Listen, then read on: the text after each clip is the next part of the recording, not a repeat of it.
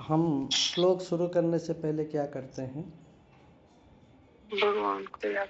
जी, हाथ जोड़ते हुए, आंख बंद करके, मन में भगवान का ध्यान करते हुए, जीवा में भगवान का नाम लेते हुए प्रारंभ करेंगे। ओम नमः भगवते वासुदेवाय।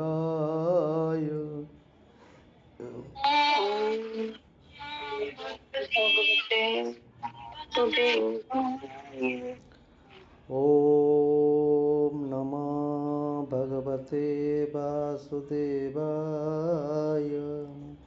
ओम नमः भगवते वासुदेवाय। ओम नमः भगवते वासुदेवाय। ओम भगवते वासुदेवाय। श्रीमद् भगवद गीता पहला अध्याय श्लोक संख्या 40। अधर्माभिभवात् कृष्ण धर्म विभाग कृष्ण प्रद्युष्यन्ति कुलस्त्रियः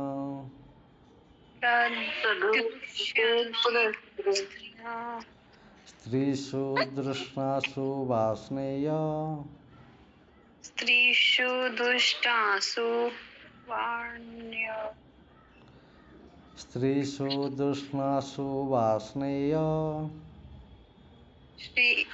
स्त्रीषु दुष्टासु वार्ष्णेय जायते वर्णशंकर जायते शंकर। अधर्माभिभवात् कृष्ण कृष्ण प्रद्युषन्ति कुलस्त्रियः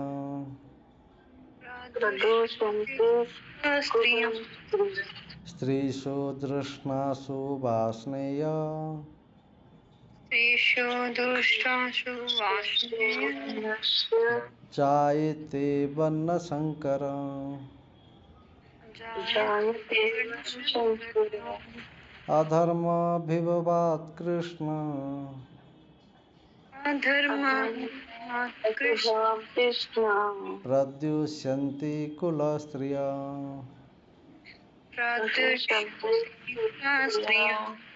स्त्रीषु दृष्णासु वार्ष्णेय स्त्रीषु दुष्टासु वार्ष्णेय जायते वर्णशंकर। जायते शंकर। पढ़िए एक एक बार। अधर्म विभाग कृष्ण प्रदर्शन्ति कुलस्त्रियः स्त्रीषु दुष्टासु वार्ष्णेय जायते वर्णशंकर। बहुत सुंदर। नेक्स्ट। अधर्माभिभात् कृष्ण प्रदुष्यन्ति कुलस्त्रियः स्त्रीषु दुष्टासु वार्ष्णेय स्त्रीषु दुष्टासु वार्ष्णेय जयन्ते वर्णशंकर। बहुत सुंदर। अर्थ पढ़ेंगे। अधर्म अधर्म अधर्म अभिभवात् प्रमुख होने से कृष्ण हे कृष्ण प्रद्युषन्ति दूषित हो जाती हैं कुलस्त्रियाँ कुल की स्त्रियाँ स्त्रीषु स्त्रीत्व के हाँ स्त्रीत्व के दृष्टासु दूषित होने से वार्ष्णेय वार्ष्णेय हे वृष्णिवंशी, हे वृषणवंशी, जायते जायते उत्पन्न होती है, उत्पन्न होती है, वर्ण संकर वर्ण शंकर अवांछित संतान। अवांछित संतान। अनुवाद। हे कृष्ण, जब कुल में अधर्म प्रमुख हो जाता है तो कुल की स्त्रियां दूषित हो जाती हैं और स्त्रीत्व के पतन से ही वृषणिवंशी अवांछित संतान उत्पन्न होती है। तो इसका तात्पर्य को कोई पढ़ सकते हैं? हाँ जी। पढ़िए। जीवन में शांति, सुख तथा आध्यात्मिक उन्नति का मुख्य सिद्धांत मानव समाज में अच्छी संतान का होना है। वर्ण आश्रम धर्म के नियम इस प्रकार बनाए गए थे कि राज्य तथा जाति की आध्यात्मिक उन्नति के लिए समाज में अच्छी संतान उत्पन्न हो। ऐसे संतान समाज में स्त्री के अस्तित्व और उसकी निष्ठा पर निर्भर करती है। जिस प्रकार बालक सरलता से कुमार्गामी बन जाते हैं, उसी प्रकार स्त्रियां भी पतनोन्मुखी होती हैं। अंत बालकों तथा स्त्रियों दोनों को ही समाज में वयोवृद्धों का संरक्षण आवश्यक है। स्त्री विभिन्न धार्मिक प्रथाओं में संलग्न रहने पर व्यभिचारिणी नहीं होंगी। चाणक्य पंडित के अनुसार सामान्यतः स्त्रियां अधिक बुद्धिमान नहीं होती, अंत वे विश्वसनीय नहीं है, इसलिए उन्हें विविध कुल परंपराओं में व्यस्त रहना चाहिए और इस तरह उनके चित्त तथा अनुरक्ति से ऐसी संतान जन्मेगी जो वर्णाश्रम धर्म में भाग लेने के योग्य होगी। ऐसे वर्णाश्रम धर्म के विनाश से यह स्वाभाविक है कि स्त्रियां स्वतंत्रता पूर्वक पुरुषों से मिल सकेंगी और व्यभिचार को प्रश्रय मिलेगा प्रश्रय मिलेंगे। आश्रय मिलेगा, जिससे अवांछित संतानें उत्पन्न होंगी। निठल्ले लोग भी समाज में व्यभिचार को प्रेरित करते हैं और इस तरह अवांछित बच्चों की बाढ़ आ जाती है, जिससे मानव जाति पर युद्ध और महामारी का संकट छा जाता है। बहुत सुंदर, धन्यवाद। हम पिछले श्लोक में सुने थे, अर्जुन ने भगवान को कह रहे हैं, हे जनार्दन, इस युद्ध में हमारे सारे वयोवृद्ध उपस्थित हैं। सारे वयोवृद्ध बड़े बूढ़े को हम मार देंगे तो हमारा कुल का नाश हो जाएगा, हमारा सनातन धर्म नष्ट हो जाएगा, हमारा संस्कार नष्ट हो जाएगा, हमारा धर्म नष्ट हो जाएगा। इसी प्रकार सब धर्म नष्ट हो जाएगा तो फिर हमारे कुल में अवांछित संतान उत्पन्न होंगे, जो कि हमारा स्त्रियां व्यभिचारिणी की तरफ आगमन हो जाएंगे और हमारा जो आने वाला पीढ़ी, जो बच्चे वो संस्कार से वंचित रह जाएंगे। इसीलिए मैं इन सभी के साथ युद्ध नहीं करूंगा और इन खास करके हमारा जो वयोवृद्ध है इनके ऊपर अस्त्र नहीं उठाऊंगा, इनको मैं वध नहीं करूंगा। कहने का अर्थ यही है, हे कृष्ण, मैं युद्ध नहीं करूंगा। इस प्रकार धर्म का द्वाही देते हुए अर्जुन ने विभिन्न प्रकार का बातें भगवान कृष्ण के साथ कर रहे हैं महाभारती युद्ध के बीच में। आज के श्लोक में हम सुनेंगे, अधर्माभिभवात् कृष्ण प्रद्युष्यन्ति कुलस्त्रियः स्त्रीषु तृष्णासु वार्ष्णेय जायते वर्णशंकर। हे कृष्ण, ये इस प्रकार युद्ध होने से हमारा अधर्म के तरफ हम चले जाएंगे, ये हम धर्म विहीन कार्य करेंगे, क्योंकि हम वयोवृद्ध के ऊपर हाथ तो छोड़ो हथियार तक उठाने के लिए हम यहाँ पे खड़े हैं। लेकिन हम वयोवृद्ध के ऊपर हाथ भी नहीं उठा सकते तो हथियार कैसे उठाएंगे, अस्त्र शस्त्र उनके ऊपर कैसे प्रहार करेंगे हम।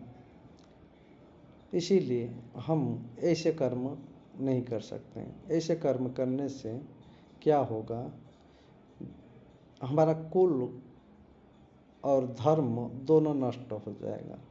जब कुल में अधर्म प्रमुख हो जाता है तो इस प्रकार अधर्म बढ़ जाएगा, कोई किसी को मानेंगे नहीं, कोई छोटा बड़ा का भेदभाव रहेगा नहीं। तो जो छोटे व्यक्ति हैं वो अपने मनमानी ढंग से अपना जीवन को व्यतीत करेंगे। जब कुल में अधर्म प्रमुख हो जाता है तो कुल की स्त्रियां दूषित हो जाती हैं। निश्चित रूप से जब हम इस प्रकार पुरुष को विनाश कर देंगे, मार देंगे, तो हमारा घर के जो स्त्रियां हैं वो दूषित हो जाएंगे। दूषित का अर्थ वो पर पुरुषगामी हो जाएंगे, पर पुरुष का संग करेंगे, जिसके वजह से हमारा कुल का नष्ट हो जाएगा, हमारा स्त्रियां दूषित हो जाएंगे। और स्त्रियां के पतन में ही ये वृषणिवंशी अवांछित संतान उत्पन्न होती है। स्त्रियां का पतन होगा, वो व्यभिचारीगामी करेंगे तो अवांछित संतान उत्पन्न होंगे, जो कि इसको आगे जाके कहा गया है, इस संतान को अवांछित संतान कहते हैं। अनवांटेड जो चाहिए, हाँ, अनवांटेड इसको। तो इस प्रकार अनवांटेड संतान जो कि उत्पन्न होंगे। इस संतान को बहुत सुंदर एक नाम है, उसको मैं भूल रहा हूँ, छोड़िए, अभी आएगा तो मैं। तो यहाँ पे तात्पर्य में बहुत सुंदर लिखा हुआ है, जीवन में शांति, सुख तथा आध्यात्मिक उन्नति का मुख्य सिद्धांत मानव समाज में अच्छी संतान का होना है। देखिए, जीवन में हम चाहते हैं, शांति चाहते हैं, सुख चाहते हैं, आध्यात्मिक उन्नति चाहते हैं, हमारा पारिवारिक खुशी और मंगल चाहते हैं। ये सब के लिए मेन क्या होगा, हमारा संतान जब अच्छे होंगे। हाँ, मुख्य सिद्धांत मानव समाज में अच्छी संतान होना चाहिए। अच्छे संतान कैसे होगा, जब उनको सही संस्कार मिलेगा। हम संस्कार के बारे में सुन चुके हैं। इस संतान को वर्ण संकर कहते हैं। जैसे अवांछित संतान, अनवांटेड संतान को वर्ण संकर कहते हैं। ये वर्णाश्रम धर्म में के नियम इस प्रकार बनाए गए हैं कि राज्य तथा जाति का आध्यात्मिक उन्नति के लिए समाज में अच्छी संतान उत्पन्न हो। हम कल वर्णाश्रम के बारे में भी चर्चा किए थे। इस वर्णाश्रम धर्म में के माध्यम से उनका जो एक नियम है, जो जिस वंश है, जिस कुल में है, उस कुल के साथ विवाह करना है, एक स्त्री और पुरुष के साथ, एक पुरुष एक स्त्री के साथ। इसको वर्णाश्रम पद्धति कहते हैं। तो इसको मान लो कोई ब्राह्मण पुरुष कोई क्षत्रिय स्त्री के साथ विवाह करता है, या कोई क्षत्रिय पुरुष ब्राह्मण पुरुष पत्नी के साथ विवाह करते हैं, तो इसको अवांछित संतान, इसके अंदर उनके माध्यम से जो संतान उत्पन्न होगा उसको अवांछित संतान या उसको वर्ण संकर कहते हैं। उसी बच्चे को, उसी संतान को वर्ण संकर कहते हैं। इसी प्रकार कोई ब्राह्मण वैश्य कन्या से, या कोई वैश्य ब्राह्मण कन्या से, या कोई ब्राह्मण शूद्र कन्या से, कोई शूद्र या ब्राह्मण कन्या से, इस प्रकार से जो संतान उत्पन्न होगा उसको वर्ण संकर, उसी संतान को कहते हैं। जैसे आजकल इंटरकास्ट कह रहे हैं प्रभु जी, इंटरकास्ट मैरिज हो रही है, इसी को वर्ण संकर कहते हैं। उनके माध्यम से जो संतान उत्पन्न होगा उसको वर्ण संकर कहते हैं। ये जो वर्णाश्रम धर्म को इसीलिए बनाया गया था जो कि ये समाज में एक शांति स्थापना हो और एक उपयुक्त संतान उत्पन्न हो जो कि समाज में शांति और आध्यात्मिक उन्नति कर सके। इसीलिए ये वर्ण व्यवस्था को भगवान ने व्यवस्था किए थे। ऐसे संतान समाज में स्त्री के सतीत्व और उसकी निष्ठा पर निर्भर करती है। हमको अच्छे संतान प्राप्त करना है, हमको अच्छे संतान चाहिए, तो यहाँ पे कहा गया है ऐसी संतान समाज में स्त्री के सतीत्व के ऊपर डिपेंड करता है और उसकी निष्ठा पर निर्भर करती है। जिस प्रकार अभी हम पहले सुने हैं, और निष्ठा पूर्वक दृढ़ रहेंगे अपने वर्णाश्रम धर्म पे, तो निश्चित रूप से अच्छे संतान उत्पन्न होंगे।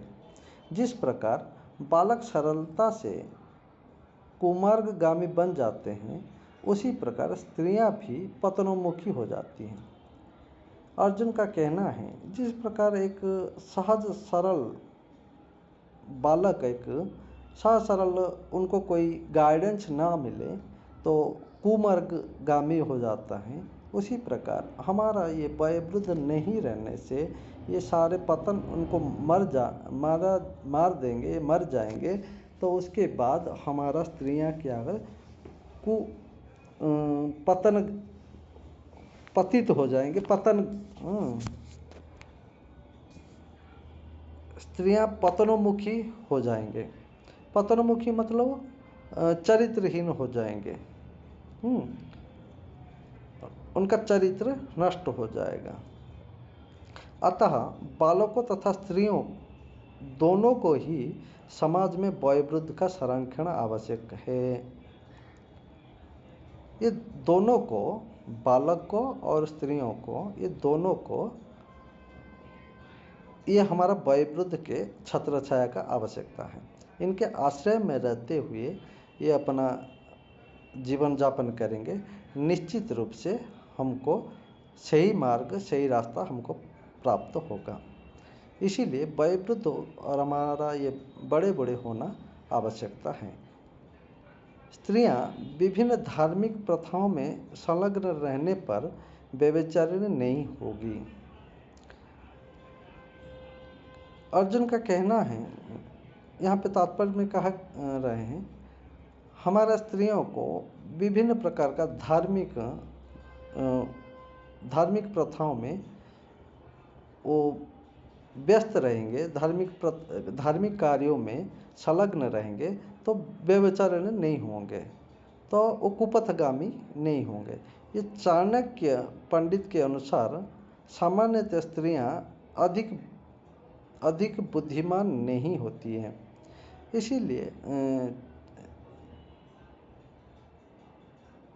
इसीलिए स्त्रियां को अबला भी कहा गया है। अबला मतलब उसका अर्थ है कम बुद्धि वाले कहते हैं, और अबला का अर्थ कम बल वाले भी कहते हैं। इसीलिए चाणक्य पंडित के हिसाब से अनुसार सामान्यतः स्त्रियां अधिक बुद्धिमान नहीं होते हैं, अतः वे विश्वसनीय नहीं है, तो विश्वास करने योग्य नहीं है, ये चाणक्य पंडित जी ने कह रहे हैं। इसीलिए उन्हें विविध कुल परंपरा में व्यस्त रखना चाहिए। स्त्रियों को इस प्रकार विभिन्न परंपरा, कुल परंपरा के माध्यम से उनको व्यस्त रखना चाहिए, उनको सही मार्गदर्शन कराना चाहिए। चाणक्य पंडित के अनुसार ये कहा गया है। और इस तरह उनके सतीत्व तथा अनुरक्ति से ऐसे संतान जन्मेगी जो वर्णाश्रम धर्म में भाग लेने के योग्य होगी। जब हमारा स्त्रियां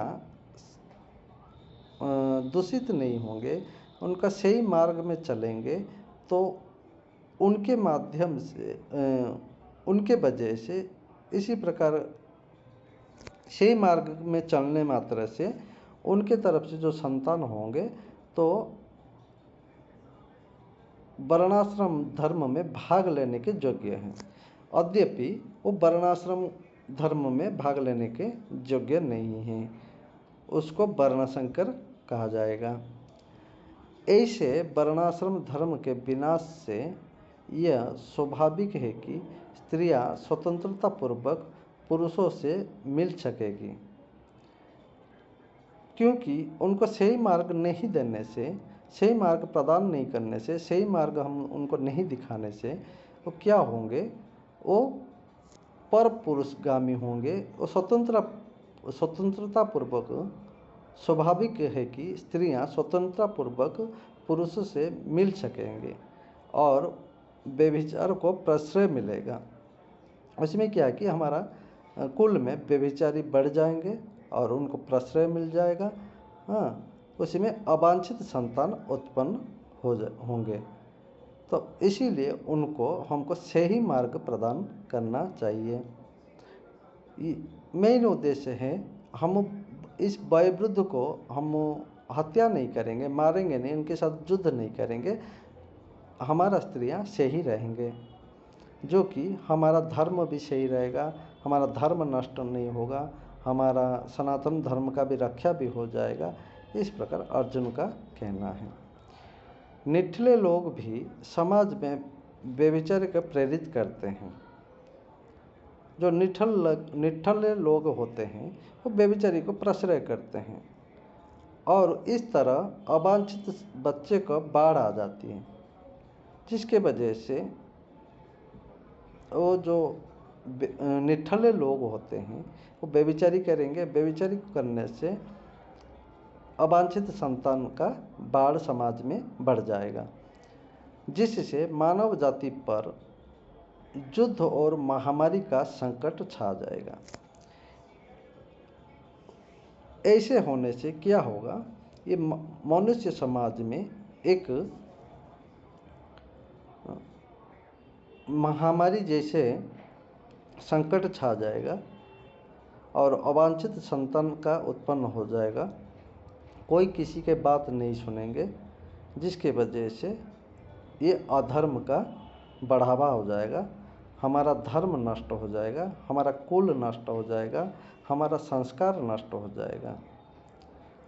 अर्जुन का कुल मिला के इस प्रकार का कहने का अर्थ है, हे कृष्ण, मैं इन सभी से, मेरा जो विपक्ष के तरफ से जो आए हुए हैं, खास करके वयोवृद्ध है, जो बड़े बूढ़े हैं, मेरा पितामह है, गुरुजन है, ससुर है, साला है, सगे संबंधी हैं, मेरे मामा हैं, ये सभी से मैं युद्ध नहीं करूँगा और इनके ऊपर कोई अस्त्र नहीं उठाऊँगा, इनको मैं वध नहीं करूँगा। कहने का अर्थ है, मैं ये युद्ध नहीं करूँगा। कुल मिला के अर्जुन का इस प्रकार का इसी श्लोक में हमको सुनने में और समझने में आया है।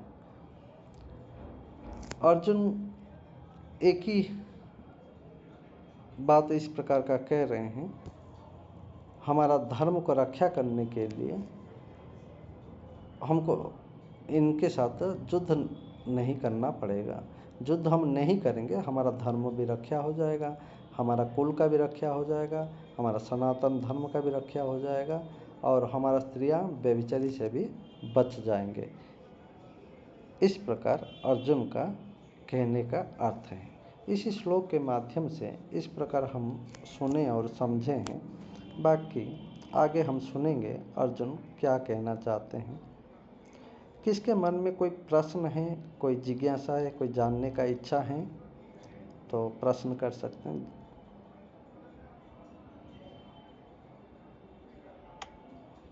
नहीं प्रभु जी। जी नहीं प्रभु जी। सब समझ। वैसे जो कुमार्ग मतलब जो गलत रास्ते पे चलते हैं, इसका मतलब यही होता है ना?